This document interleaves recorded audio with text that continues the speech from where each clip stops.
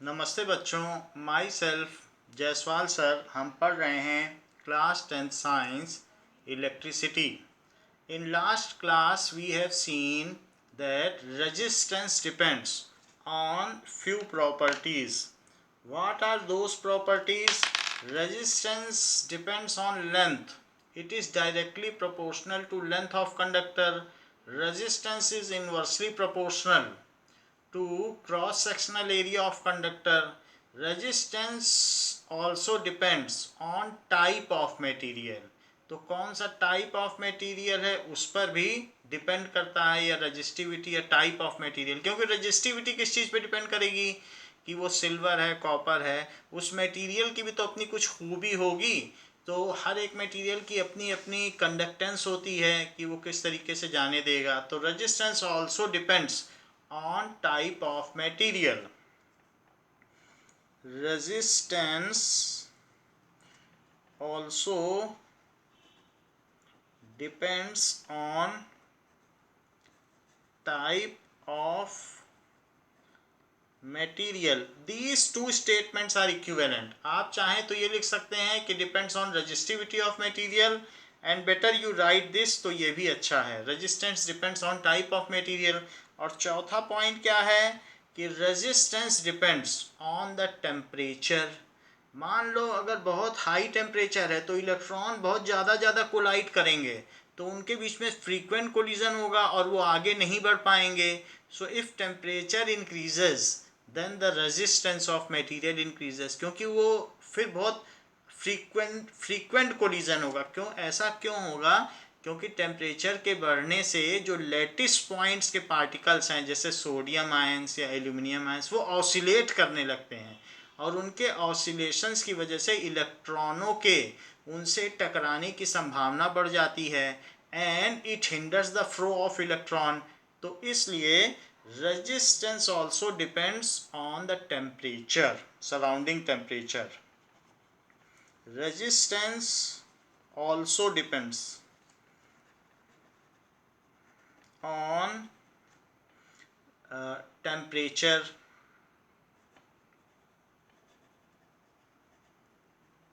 of surrounding। तो वो चीज़ उस पर भी डिपेंड करेगा, या उस मटेरियल का टेम्परेचर क्या है, सराउंडिंग का क्या, बल्कि उसी मटेरियल का जो टेम्परेचर होगा। तो अगर आपने उस मटेरियल को बहुत हीट अप कर दिया है, सो टेम्परेचर ऑफ सराउंडिंग ना लिख के टेम्परेचर ऑफ मटेरियल भी लिख सकते हैं, या मटेरियल, तो उस पर भी डिपेंड करेगा। नाउ आपसे पूछा जा सकता है on what factor does the resistance of a material depend. Question ये बनता है और इम्पॉर्टेंट क्वेश्चन बनता है। तो सबसे पहले आप देखें रेजिस्टेंस होता क्या है। देखिए V is directly proportional to I, यानी करंट बढ़ जाएगी अगर पोटेंशियल डिफरेंस बढ़ाया जाएगा। और V is equals to IR। जैसे हमने बताया था ना कि कोई कोऑर्डिनेटर की साइड अगर 2:3:4 है तो आप उसमें कुछ प्रोपोर्शनलिटी कांस्टेंट लगाते हैं, तो रेशो को बदलना पड़ेगा ना। तो ऐसे हमने यहाँ R लगा दिया, वेयर R क्या है, R is equals to V by I। So resistance, where R is called resistance of a material। What is the resistance of a material? Resistor तो हमें पता है क्या होता है, any material which offers hindrance to flow of electron। Register की अलग definition है, रेजिस्टेंस की अलग डेफिनीशन है। जरा ध्यान दीजिएगा, तो किसी रजिस्टर का रेजिस्टेंस होता है। तो व्हाट इज रजिस्टर? तो रजिस्टर की डेफिनीशन आपको पहले बताई गई है, any material which hinders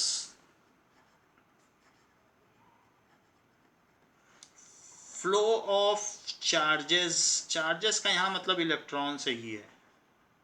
so is called register.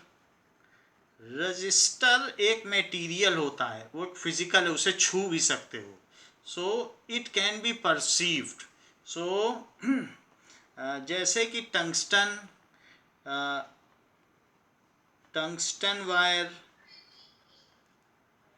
ये हो गया, या नाइक्रोम, निकिल, क्रोमियम, मैग्नीज, तो नाइक्रोम।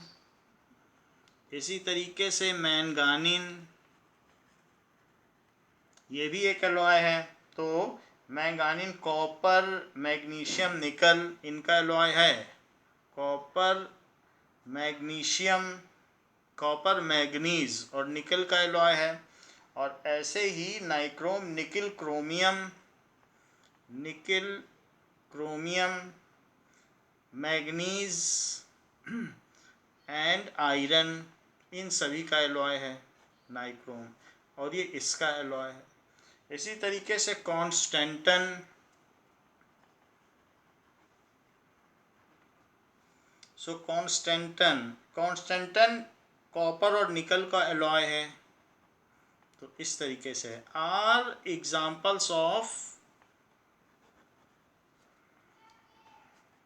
रजिस्टर। रजिस्टर अलग चीज होती है। So every register has resistance, तो उसमें कुछ ना कुछ मेजरेबल प्रॉपर्टी होगी जिसे हम पता कर सकें कि उसकी क्या प्रॉपर्टी है।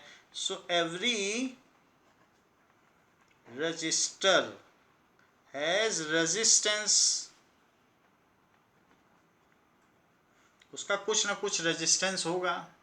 सो रेजिस्टेंस ऑफ रजिस्टर क्या होता है? तो resistance of register is defined as, वास्तव में रेजिस्टेंस को ही हम डिफाइन कर रहे हैं।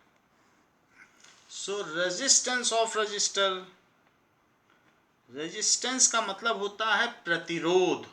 तो किसी भी बल्ब या इन सबका प्रतिरोध, कितना वो विरोध कर रहा है, तो उसको कहेंगे प्रतिरोध। सो resistance of register is defined as the ratio of potential difference applied across the conductor, ratio of potential difference applied across the resistor ही लिख दीजिए, रजिस्टर, या कंडक्टर भी लिख सकते हो, conductor, and current flowing through it, and electric current flowing through it. ये चीज़ मैं आपको बता चुका हूँ बट कोर कॉन्सेप्ट है इसलिए फिर से बता रहा हूँ। Electric current flowing through it,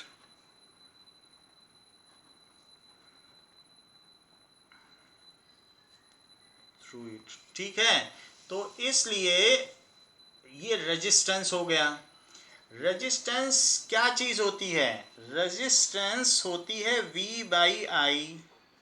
तो V बाई आई क्या होगा? It is in ohm, it is in ampere. तो it is equals to, ohm को ऐसे भी लिख सकते हो, ओमेगा, इसको क्या बोला जाता है? ओमेगा। और पर एम्पियर, ओम और ऐसे भी लिखा जा सकता है, तो ओमेगा पर एम्पियर।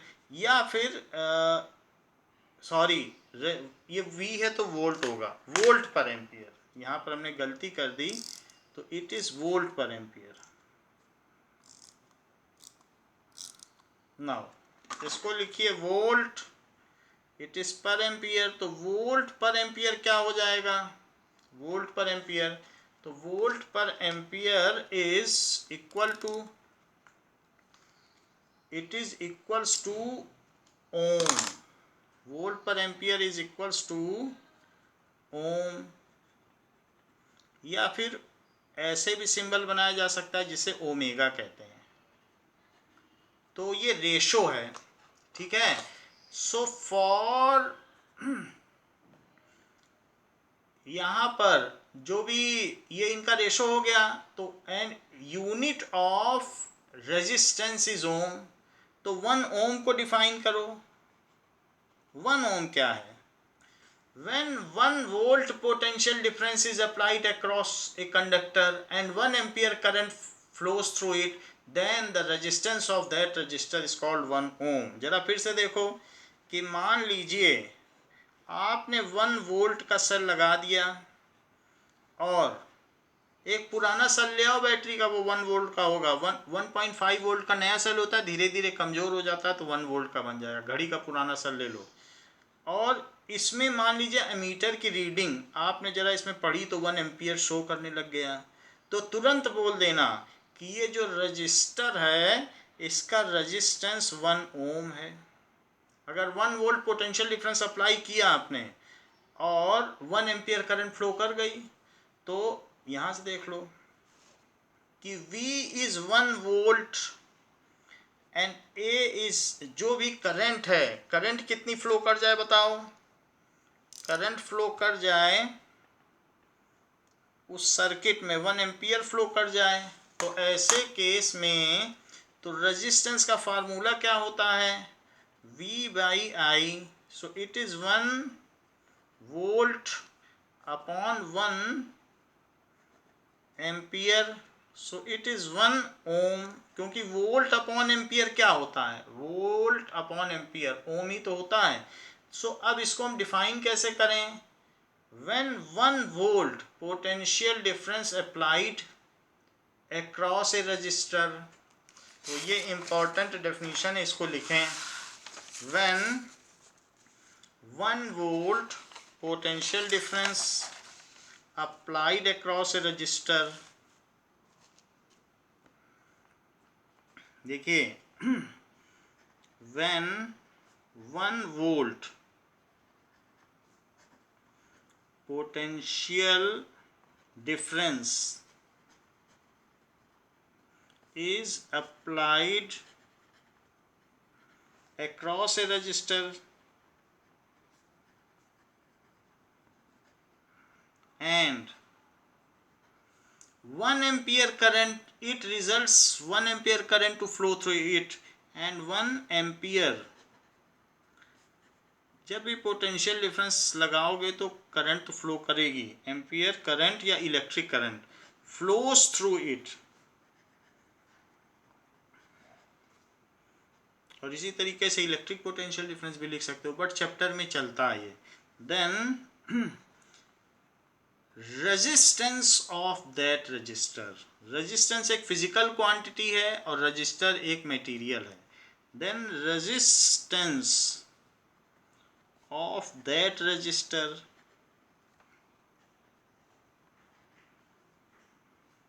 is, तो उसका कितना हो गया, resistance of that resistor is 1 ohm, ये तो 1 ohm हो गया। जैसे कि ये तो हमने बात कर दी कि ये 1 है और ये 1 है तो उसका रेजिस्टेंस 1 होगा। जैसे हमारे पास एक रजिस्टर है और ये 10 ओम का रजिस्टर है, 10 ओम लिखा है कि नहीं, तो अच्छा ये मुझे बता दो कि इस रजिस्टर को मैं अगर 2 वोल्ट की बैटरी से जोड़ दूंगा और ये 10 ओम का रजिस्टर है, तो क्या मुझे बता सकते हो कि कितनी करंट इसमें फ्लो करेगी, अगर की या स्विच ऑन है, और ये करंट की भी हमने डायरेक्शन दिखा दी है, तो बताइए, अगर ये 10 ओम का रजिस्टर देख लो, ये 10 ओम का ही है, 10 ओम का रजिस्टर है, सो इसलिए तो ओम्स लॉ लगाओ, V is equals to I R. आपसे पूछा जा रहा है find the current through circuit, find current through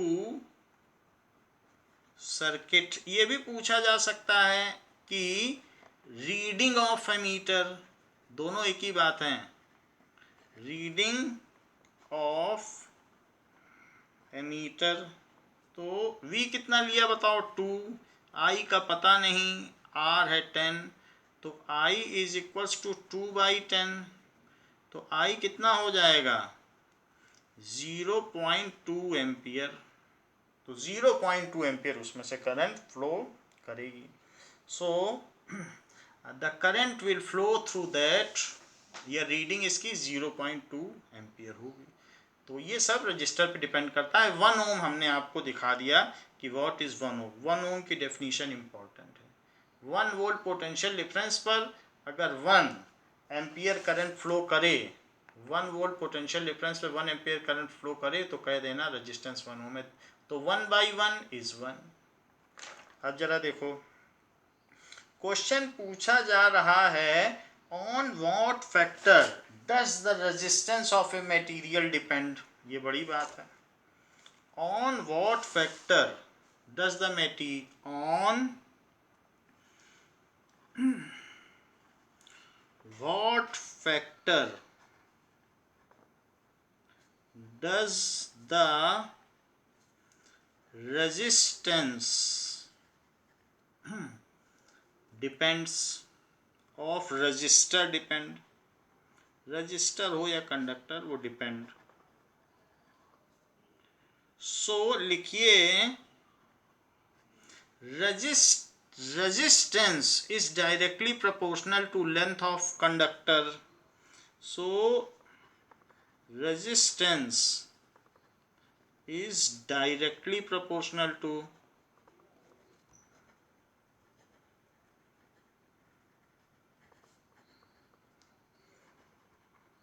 length of conductor. If length of wire is increased then resistance increases proportionally. दुगना करोगे तो ये भी दुगना हो जाएगा। दूसरी चीज, resistance is inversely proportional to cross sectional area of conductor. Resistance is inversely proportional to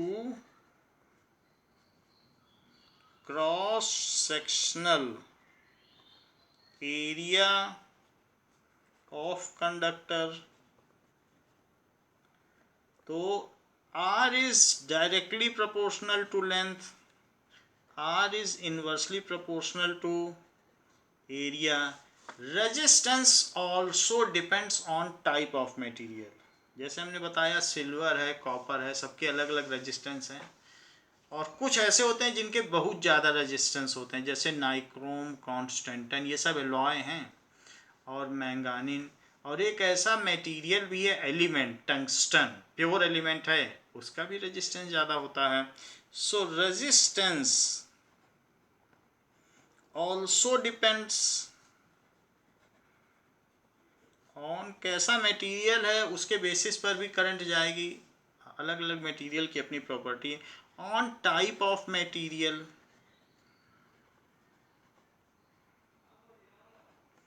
और resistance is directly proportional to temperature. Resistance increases with increase in temperature of material. Resistance increases with increase in temperature of material. ये 4 point हैं, इन्हें आप याद रखें। ये बहुत important question है कि किस किस चीज़ पर ये डिपेंड करता है। नाउ अब एक क्वेश्चन आपसे पूछा जा रहा है कि if potential difference across A register is doubled, if potential difference across a resistor is doubled, then how will the resistance vary? ये डिक्रीज होगा कि इंक्रीज होगा? then how will the resistance change? उसमें क्या चेंज आएगा, बढ़ेगा कि घटेगा, ये पूछा है। V डबल कर दिया गया है तो रेजिस्टेंस पे क्या चेंज आएगा। अब जरा देखो कि V is equals to IR, तो जहां पर भी ये लिखें वहां पर ओम्स लॉ अवश्य लिखें, ओम्स लॉ। तो अगर आपने V is equals to IR है, so if V is doubled then current is doubled. and resistance remains constant because resistance is ratio of potential difference applied upon the current flowing through it. So with change in potential difference, इसको double करोगे तो ये double हो जाएगा, लेकिन R वही रहेगा। ऐसा हमने एक टेबल से भी देख लिया है। सो इफ यही तो ओम्स लॉ है कि ये दोनों प्रोपोर्शनल हैं और R एक प्रोपोर्शनलिटी कांस्टेंट है। तो प्रोपोर्शनलिटी कांस्टेंट थोड़ी ना बदलता है, तो ये बदलोगे ये बदल जाएगा, ये थोड़ी ना बदलेगा। सो इफ V इज डबल्ड, तो अगर V को डबल कर दिया जाए तो ऐसे केस में V डबल कर दिया जाए तो V अगर डबल करोगे तो I डबल हो जाएगा, और सबके केस में 2 ही रहा, R नहीं बदलेगा, तो इसके डबल करने से ये डबल हो जाएगा। तो यही ओम्स लॉ है। सो इफ V इज डबल्ड, और वैसे भी थोड़ी देर पहले हमने आपको बताया कि जो R है वो 4 फैक्टर्स पे डिपेंड करता है। कौन कौन से फैक्टर्स हैं? L पे डिपेंड करेगा, A पे डिपेंड करेगा, मटेरियल पे डिपेंड करेगा, टेम्परेचर। इसमें V कहाँ आता है? तो V और I पे थोड़ी ना डिपेंड करेगा, V बाई आई ही तो R होता है, और R वहाँ प्रोपोर्शनलिटी कांस्टेंट है। तो अगर आपने मान लीजिए कि ये एक रेजिस्टेंस वायर है और इस पे पोटेंशियल एक सेल लगा हुआ है, तो और ये एमीटर है, तो 2 वोल्ट की जगह आपने 4 वोल्ट कर दिया, तो क्या इस रजिस्टर वायर की लेंथ बदल जाएगी क्या? अचानक डबल हो जाएगा क्या वायर? आप क्या, अगर आपने वोल्टेज बढ़ा दिया तो क्या आपके घर के बल्ब के अंदर जो फिलामेंट है वो डबल हो जाएगा क्या? क्या उस वो मोटा हो जाएगा, क्रॉस सेक्शनल एरिया बदल जाएगा, या फिर उसकी रजिस्टिविटी यानी उसके अंदर का मटेरियल, सिल्वर, कॉपर, नाइक्रोम, वो बदल जाएगा क्या? ऐसा कुछ भी नहीं होगा। और ना ही जो उसके अंदर का टेम्परेचर है वो बदलेगा, तो कुछ भी नहीं बदलेगा, यानी इनमें से कुछ बदलेगा ही नहीं। तो इसके बदलने से ये बदलता है, ना तो लेंथ बदलेगी, जो बल्ब के अंदर का लेंथ है, फिलामेंट देखा है बल्ब में, जो पुराने बल्ब है उनमें फिलामेंट देखो तो वो लेंथ तो नहीं बदलती है, और घर का वोल्टेज अप डाउन होता रहता है, और ना उसका क्रॉस सेक्शनल एरिया बदलता है, और वो वायर टंगस्टन का होता है तो वो वायर भी नहीं बदलता उसका टाइप, और टेम्परेचर जो बल्ब देता है वो रहता है। तो इसलिए यहाँ पर हम कह सकते हैं कि टेम्परेचर के बदलने से तो थोड़ा बदल सकता है, लेकिन ये सब तो चीज़ें नहीं बदली, V पे तो डिपेंड नहीं करेगा। So if V is doubled then current is doubled, electric current is doubled.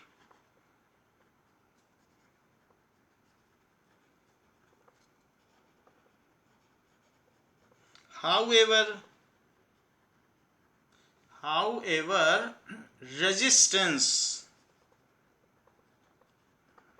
remains constant.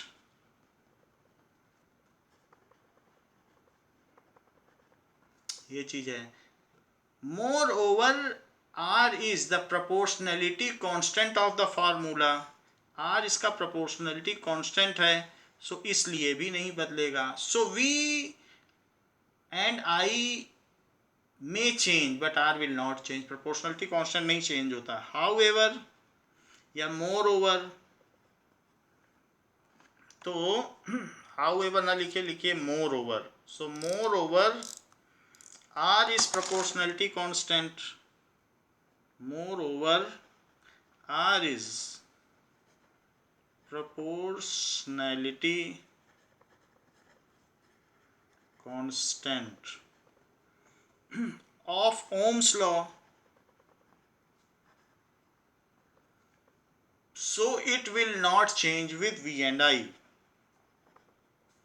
It will not change with V और I। वो फिक्स्ड क्वांटिटी है, वो रेशो है, वो फिक्स्ड है। सो यही तो ओम्स लॉ है कि R यहाँ कांस्टेंट है, इसीलिए जो स्लोप लीनियर आया। जैसे हमने आपको बताया नहीं, y is equal to 3x का आपने 9th में ग्राफ ड्रॉ किया है, तो दोनों 0 0 1 1, तो इसकी वैल्यू 3 1 और 3 आता है कि नहीं? तो 1 3 और 0 0 भी आ जाता है, तो ये ग्राफ बिल्कुल लीनियर आता है। तो ये ऐसे आता है ग्राफ, 9th में ड्रॉ किया है। तो y बाई एक्स क्या है?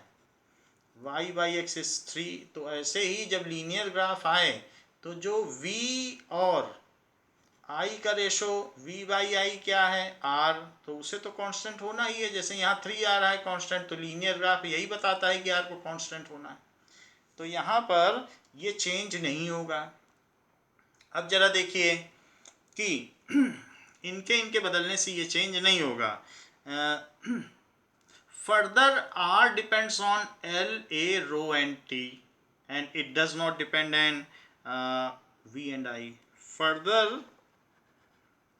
R depends on L A rho and T, temperature, इन सब चीज़ों पे डिपेंड करेगा, एंड नॉट ऑन V और I, and not on V और I, ये चीज़ है।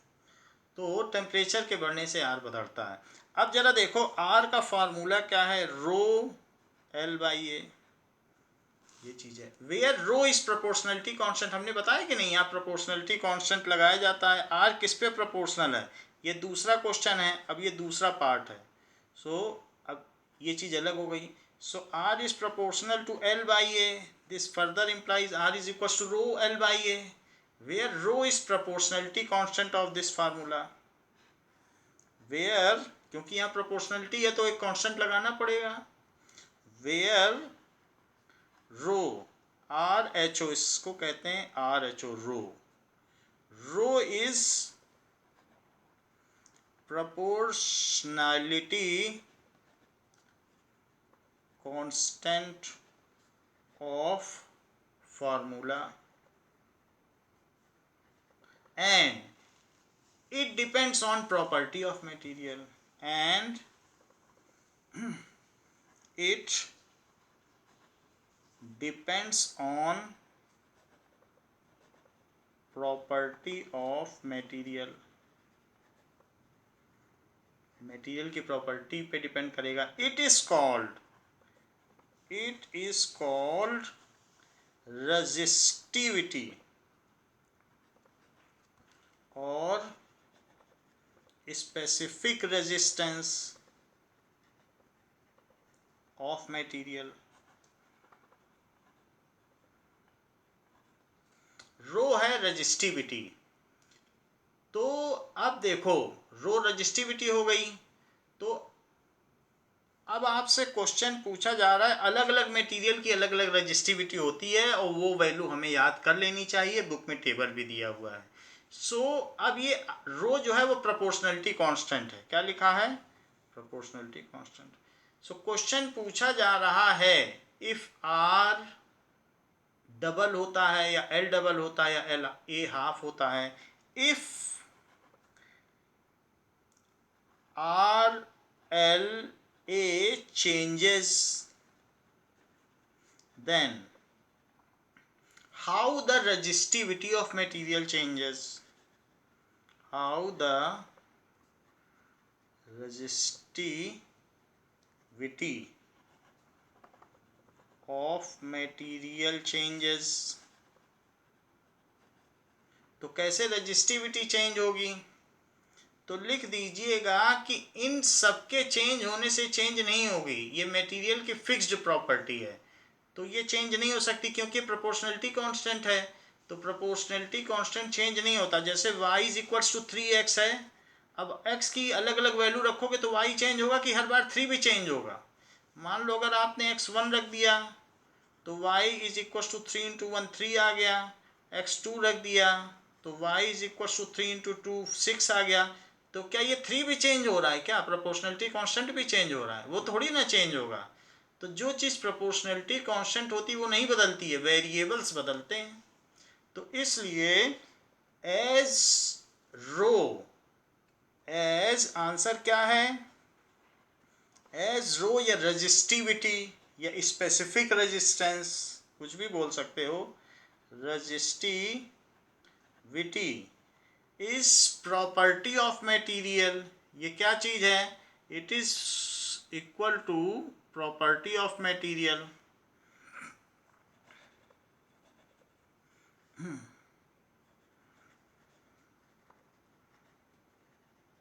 and proportionality constant of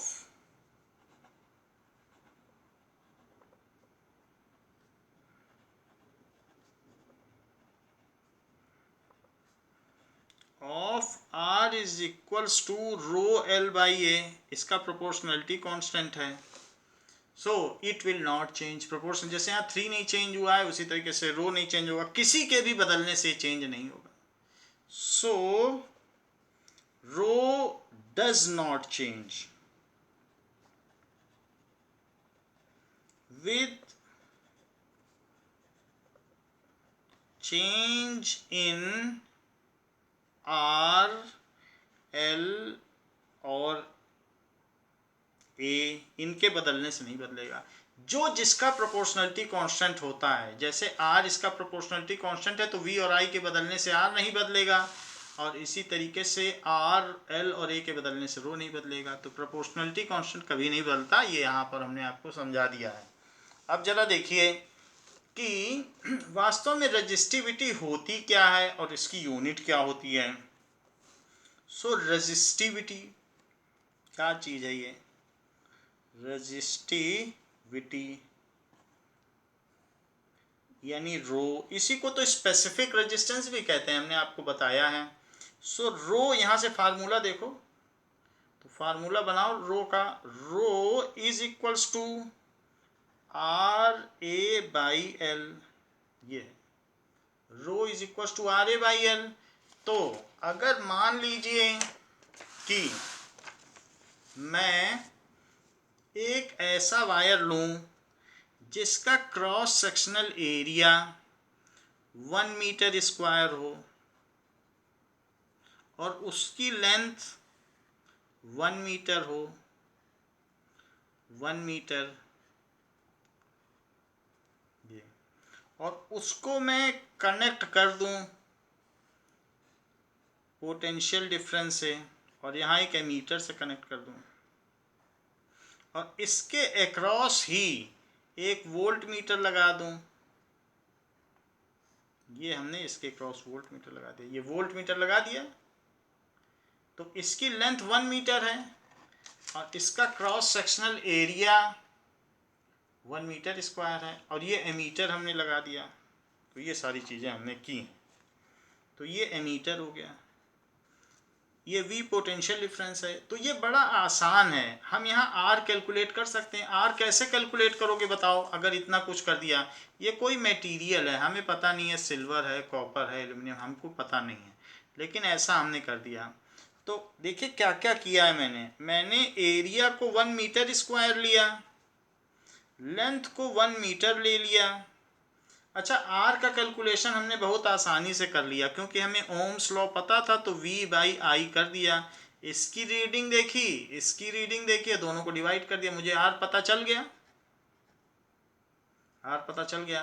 तो अब कोई भी मटेरियल लो, सिल्वर 1 मीटर स्क्वायर कर लो और 1 मीटर लेंथ लो और यहाँ लगा दो, और तब और उसका आर पता कर लो V बाई आई से, V भी देखो और ये इन दोनों की रीडिंग देख लो, तो जो चीज़ आएगी वो ओम्स में आ जाएगी। अब रो क्या होता है बताइए?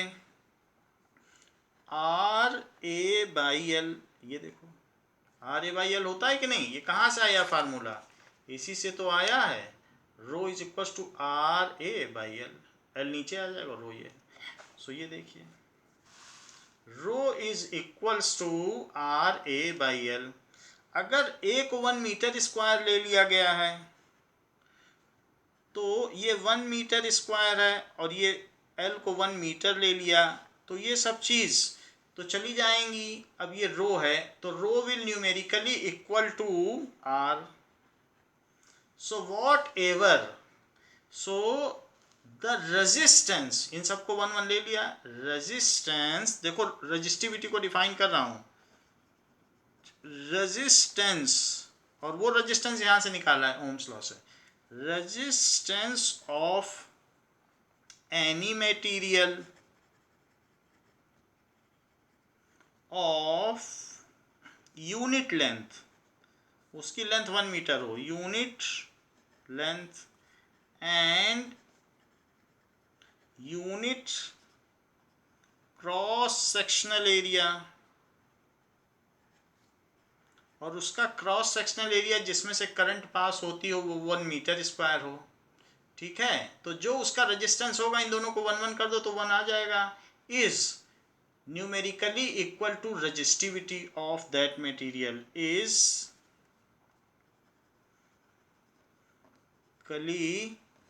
equal to resistivity of that material, लेकिन एट कांस्टेंट टेम्परेचर, टेम्परेचर बदल जाएगा तो फिर कोलिजन बढ़ जाएंगे और इस मटेरियल की रेजिस्टिविटी भी बदल जाएगी, क्योंकि रेजिस्टेंस ही बदल जाता है। टेम्परेचर बदलने पे कोलिजन बढ़ जाते हैं और हिंड्रेंस बढ़ जाता है और रेजिस्टेंस भी बढ़ जाता है और करंट कम हो जाती है। तो इस तरीके से इस resistivity of that material at constant temperature, ठीक है। यह किस कोई भी पदार्थ जो इकाई लंबाई का हो तथा उसका अनुप्रस्थ काट का क्षेत्रफल इकाई मीटर स्क्वायर हो, उसका जो भी प्रतिरोध होगा वही उसका विशिष्ट प्रतिरोध कहलाएगा। What ever will be its resistance will be called its resistivity. तो हमने बाकी सब चीज़ें, फार्मूला वही था, इन सबको 1-1 बना दिया और फार्मूला बना दिया कि रेजिस्टिविटी का फार्मूला। तो ये किसका फार्मूला है? रेजिस्टिविटी का। रेजिस्टिविटी हर एक मटेरियल की फिक्स्ड है, फिक्स्ड टेम्परेचर पर। और आप एक एक चीज़ रखते जाइए, एक बार यहाँ सिल्वर रखिए, कॉपर रखिए और एक एक का रेजिस्टेंस निकालते जाओ और वही रेजिस्टिविटी का एक चार्ट बना लो, तो रेजिस्टिविटी निकाली जा सकती है। रेजिस्टिविटी की यूनिट क्या होगी? It is RA/L। तो ये चीज़ ओम हो गई, ये मीटर स्क्वायर हो गई और ये मीटर हो गया, तो it is ohm metre. Unit of resistivity is ohm metre. Unit of resistivity is ohm metre. क्यों रेजिस्टिविटी की जरूरत पड़ी? अगर हम सबको एक स्टैंडर्ड कंडीशन में लेंगे, यहाँ पर सबका यूनिट एरिया लेंगे, यूनिट लेंथ लेंगे और हम वही पोटेंशियल डिफरेंस और मीटर उसी में लगाते जाएं यहाँ पर, तो रेजिस्टेंस निकालते जाएं, तो इससे हमें ये पता चल जाएगा कि उसकी रेजिस्टिविटी क्या है। मान लो एक कोई जग में दूध लो, उसकी कीमत निकाल लो, एक जग आप शहद लो, उसकी कीमत पता कर लो, सब चीज़ 1-1 लीटर लो, तो इससे पता चल जाएगा ना आपको कि कौन सी चीज़ ज़्यादा महंगी है बाज़ार में। और इसी तरीके से 1 लीटर पानी लो, दूध लो, ऑयल लो, पेट्रोल लो, केरोसिन लो, सब 1-1 लीटर लो और आप सबकी कीमत लिख लो, तो पता चल जाएगा कि कौन ज़्यादा महंगा है। वैसे ही सबको अगर हम आइडियल कंडीशन 1 मीटर स्क्वायर और 1 मीटर लेंथ का लेते जाएं और सबका रेजिस्टेंस निकालते जाएं, तो हमें मालूम हो जाएगा कि उसकी रेजिस्टिविटी क्या है। और सबको कांस्टेंट टेम्परेचर पर, यानी एयर कंडीशन टेम्परेचर पर सबको निकालते जाएं, तो सबकी रेजिस्टिविटी आ जाएगी। जिसकी रेजिस्टिविटी ज़्यादा होगी, वो रेजिस्टेंस के ज़्यादा होने से होगी, वो मटेरियल अच्छा नहीं माना जाएगा। तो बच्चों, इसी के आगे हम नेक्स्ट क्लास में आपको कंटिन्यू करेंगे। थैंक यू बच्चों।